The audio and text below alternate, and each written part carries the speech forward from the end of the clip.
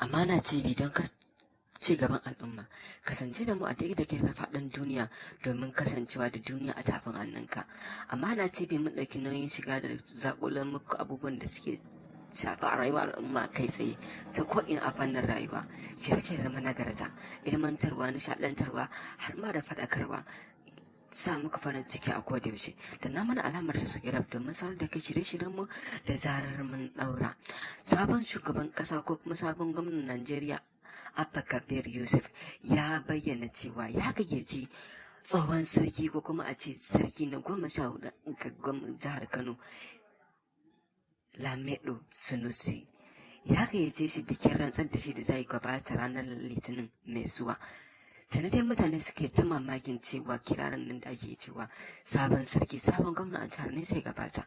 Sani kyakkyawar alaƙar da take cikin Abba Kabir Yusuf da Sunusi Lamido ta bayyana ganin invitation ɗin gayyatar da yi na bikin rantsar da shi wanda Sunusi Lamido Sunusi ya bayyana. Mutane suna jiran yadda abin nan zai kasance. Abba Kabir Yusuf da Sunusi Lamido Sunusi a bikin rantsuwar da za a yi, ga kuma sarkin Kano ga kuma Ganduje a waje ɗaya. Wannan haɗuwa ce wadda ake mutane suke ganin ba za a faruwa ba kuma za ta wahalar faruwa a ranar Litinin.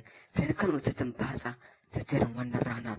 Abin zuwa jira a gani shine sarkin Kano mai ci yanzu zai halarci wannan bikin da za a yi ko kuma Sunusi Lamido Sunusi ba zai halarta ba. Idan kuma sun halarta, ya haɗuwar Ganduje da Sunusi a wannan filin, ya haɗuwar sarkin Kano da sarki na 14 da Sunusi Lamido Sunusi a wannan filin. Mutane da yawa suna cewa iya wannan abin ba shine abin kallo a filin rantsuwar ba ma rantsuwar ba. Allah ya kai mu. Amana TV da naman alamar subscribe domin ci gaba da kasancewa da mu kowane lokaci.